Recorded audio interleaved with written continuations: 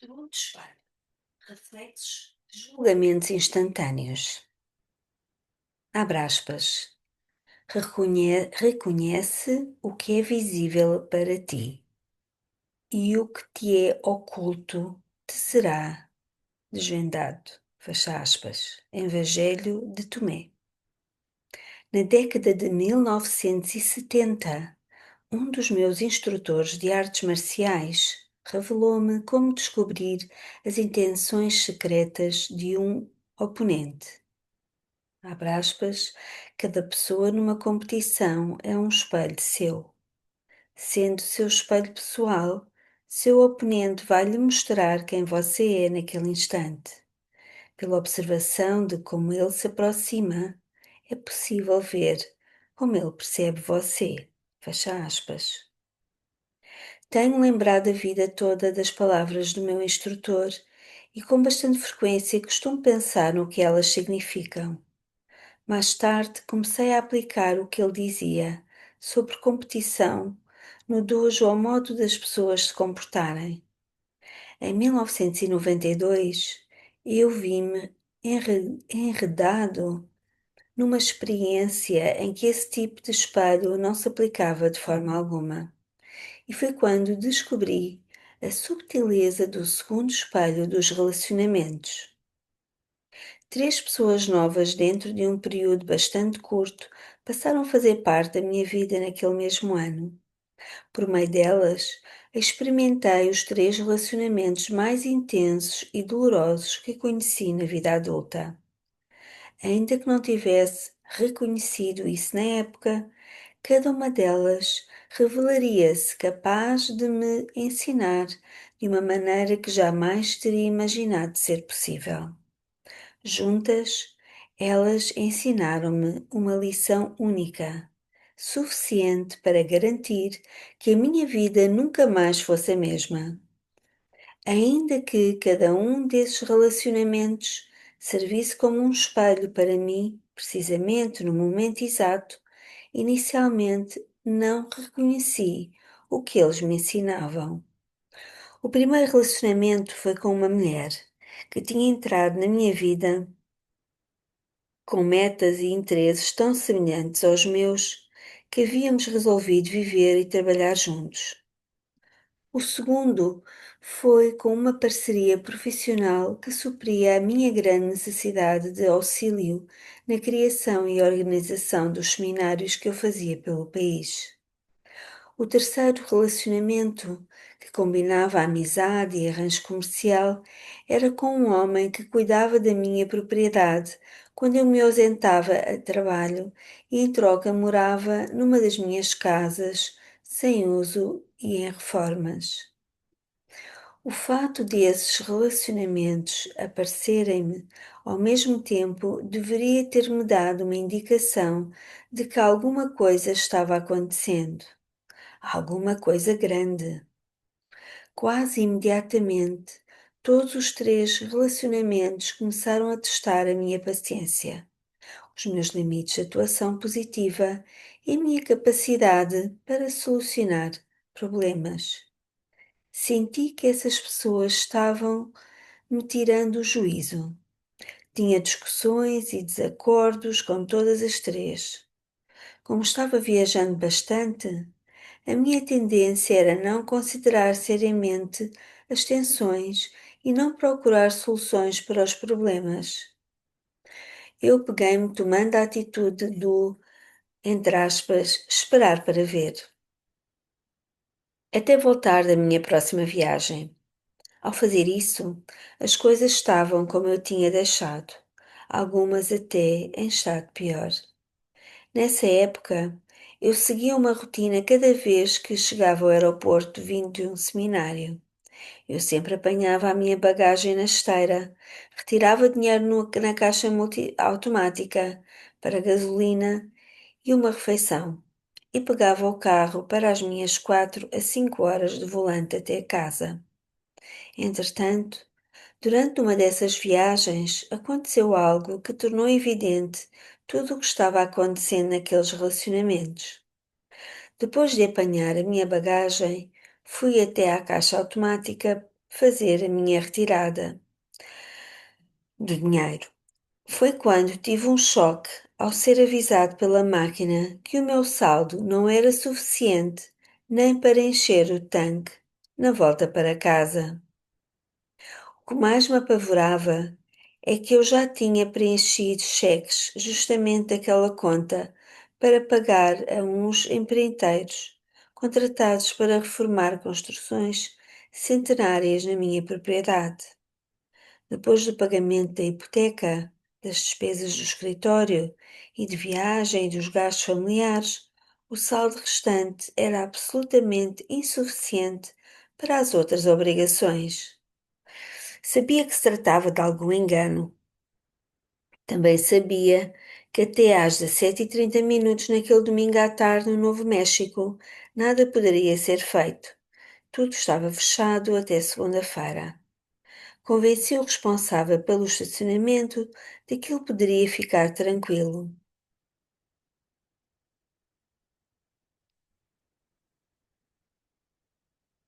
O pagamento pela estadia do veículo seria remetido pelo correio tão logo eu chegasse em casa. Iniciei então o regresso pensando no que me poderia ter acontecido. Quando telefonei para o banco na manhã seguinte, a minha surpresa foi maior ainda. Olhando incrédulo, vi que o saldo praticamente igual a zero não tinha sido uma ilusão. Não havia mesmo quase nada na conta. Na realidade, havia menos do que nada. Tinha ocorrido uma retirada indevida da mulher em quem eu havia confiado os meus negócios e que tinha esvaziado completamente a minha conta. Devido às multas sobre os cheques sem fundos, eu repentinamente estava mergulhado num saldo negativo de centenas de dólares. Eu senti-me chocado e descrente. Repentinamente fiquei nervoso e em seguida furioso. Comecei a lembrar-me de todas as pessoas a quem tinha dado cheques e como iria fazer, já que não poderia honrar as minhas obrigações. A violação da minha confiança e o desrespeito completo a mim e aos meus compromissos doíam mais do que eu era capaz de expressar.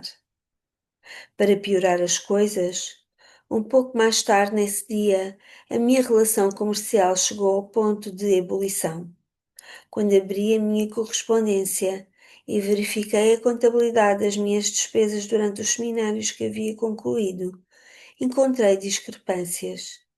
No instante, já estava ao telefone, discutindo item por item na tentativa de esclarecer a prestação de contas. Nessa mesma semana, descobri que o inquilino que morava na minha propriedade estava com interesses não só frontalmente opostos aos acordos que tínhamos feito, mas também mal vistos pelo Estado do Novo México.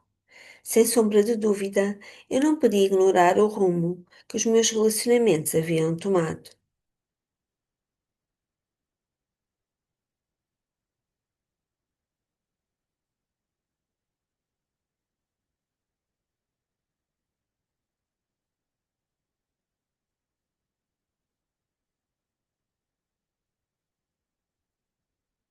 Existe mais que de um espelho.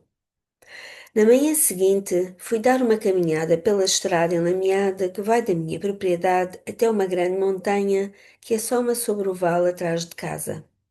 Enquanto fazia uma prece silenciosa, ia pisando cuidadosamente no sulco lamacento das rodas do carro e nos gravetos quebrados, e pedia por sabedoria para reconhecer o padrão daquilo que me estava sendo mostrado de maneira tão gritante, malgrado minha impossibilidade de vê-lo com clareza. Qual a linha comum que tecia a rede desses relacionamentos? Lembrando-me do que o instrutor de artes marciais dissera, perguntei a mim mesmo: qual o reflexo comum que essas três pessoas mostraram-me pelos seus atos? Imediatamente as palavras começaram a varrer a minha mente, algumas com tanta rapidez que desapareciam em seguida, outras lá ficando com bastante clareza.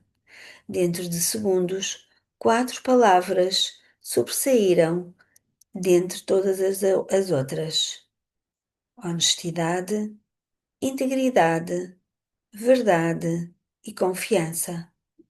Fiz a mim mesmo outras perguntas. Se essas pessoas estão refletindo o que sou no momento, elas estão me mostrando que sou desonesto? Será que de alguma maneira violei a integridade, a confiança e a verdade no meu trabalho? Enquanto a minha mente fazia essas perguntas, um sentimento brotou no meu íntimo. Dentro de mim, uma voz, a minha própria, gritava: Não! Claro que sou honesto. Claro que tenho integridade. Naturalmente falo a verdade e sou de confiança. Essas são as coisas básicas que fundamentam o meu trabalho e é o que eu compartilho com outras pessoas. No momento seguinte, outro pensamento ocorreu-me, efêmero no começo, depois cada vez mais claro e forte, até ficar bastante sólido para ser visto e reconhecido. Naquele momento, o espelho subitamente ficou claríssimo. As três pessoas que eu tinha tão habilmente introduzido na minha vida não estavam me mostrando o que eu era naquele momento, mas sim, cada uma delas havia-me mostrado um reflexo mais subtil, um do qual ninguém havia ainda me falado. Elas estavam-me mostrando aquilo que eu julgo, não o que eu era.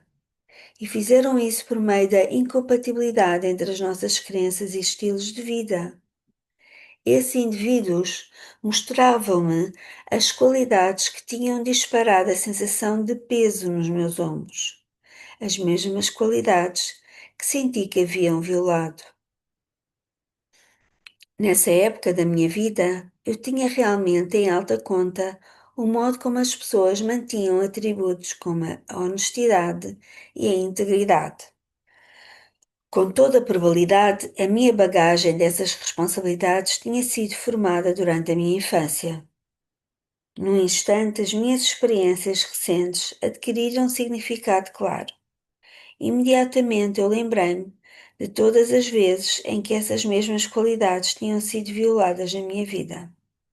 Eu recordei-me dos meus romances, em que as minhas parceiras não foram verdadeiras com a relação a pessoas comuns na nossa vida, das promessas da vida adulta, feitas mas nunca honradas, dos amigos bem-intencionados e dos mentores corporativos que prometeram coisas que nunca poderiam cumprir. A minha lista prosseguia e crescia sem parar. Os meus julgamentos acerca desses tópicos tinham sido construídos ao longo dos anos, com tal grau de detalhes que eu nunca tinha sido capaz de reconhecê-los. Agora ocupavam o núcleo de algo que eu não poderia ignorar.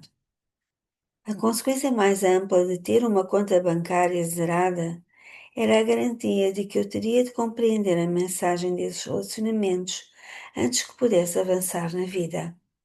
Foi nesse dia que aprendi o mistério profundo, embora subtil, do segundo espelho dos relacionamentos, o espelho dos julgamentos que faço diariamente.